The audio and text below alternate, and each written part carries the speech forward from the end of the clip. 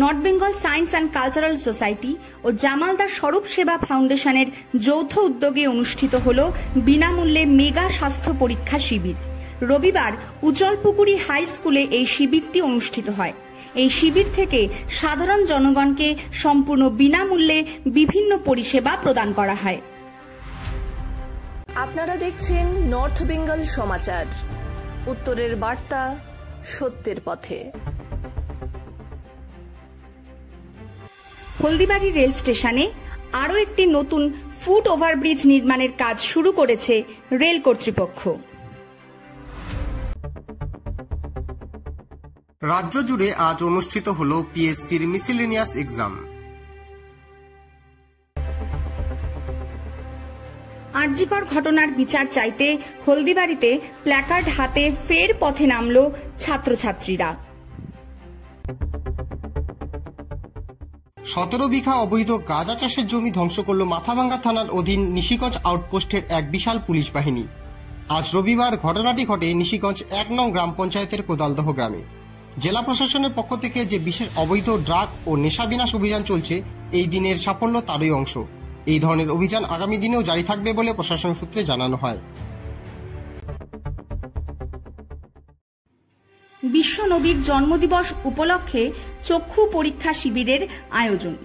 রবিবার বক্সিগঞ্জ খাসবাস ইসলামিয়া মাদ্রাসার উদ্যোগে এর আয়োজন করা হয়েছে। শিবিরটি পরিচালনা করেন শিলিগুড়ি গ্রেটার লায়ন্স হাসপাতালের চক্ষু চিকিৎসক কাজী মোহাম্মদ মোশারেফ।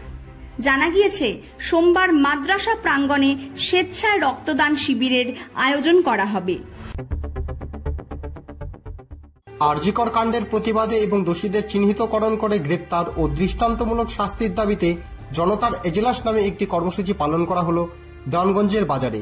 দেওয়ানগঞ্জ হিমকুমারী এবং পানভিকলিগঞ্জ নাগরিক সমাজের পক্ষ থেকে এই কর্মসূচিটি পালন করা হয়। উপস্থিত ছিলেন বিশিষ্ট আইনজীবী নরেশচন্দ্র রায়, আইনজীবী জামিউল সরকার, বিশিষ্ট সমাজসেবী রঞ্জিত কুমার সিংহ। চলে আসছি খেলার খবরে। রানীরহাট অ্যাথলেটিক ক্লাব ও পাঠাগার পরিচালিত 8 দলীয় নকআউট ফুটবল টুর্নামেন্টে শনিবার আলোকঝাড়ি হাই স্কুল ময়দানে ফাইনালে জয়ী হল দেওয়ানগঞ্জ কোচিং ক্যাম্প। নির্ধারিত সময়ে 2-0 গোলে মালদা দলকে হারিয়ে তারা শিরোপা লাভ করে। জয়ী দলের হয়ে গোলগুলি করেন রবি সাহানি ও শুভঙ্কর রায়। টুর্নামেন্টের সেরা খেলোয়াড় নির্বাচিত হয়েছেন জয়ী দলের রবি সাহানি এবং সেরা গোলকিপার হয়েছেন শুভ রায়। প্রীতি সংঘ ফিরিঙ্গিডাঙ্গার পরিচালনায় 1 দিবসীয় 8 দলীয় নকআউট ফুটবল প্রতিযোগিতায় চ্যাম্পিয়ন হল রেলঘুমটি জলপাইগুড়ি ও রানার্স হল রোনাল্ডো এফসি মোহিতনগর। নির্ধারিত সময় গোলশূন্য থাকার পর টাই ব্রেকারে 5-4 গোলে জয়ী হয় রেলঘুমটি। যুবশক্তি অ্যাসোসিয়েশন ক্লাব পরিচালিত মহিলা ফুটবল টুর্নামেন্টে চ্যাম্পিয়ন হল দেওয়ানগঞ্জ কোচিং ক্যাম্প। রবিবার ক্লাব ময়দানে খেলায় পরস্পর মুখোমুখি হয় কলকাতা একাদশ বনাম দেওয়ানগঞ্জ কোচিং ক্যাম্প। নির্ধারিত সময়ে 8-0 গোলে কলকাতা একাদশকে হারিয়ে চ্যাম্পিয়ন হয় দেওয়ানগঞ্জ কোচিং ক্যাম্প।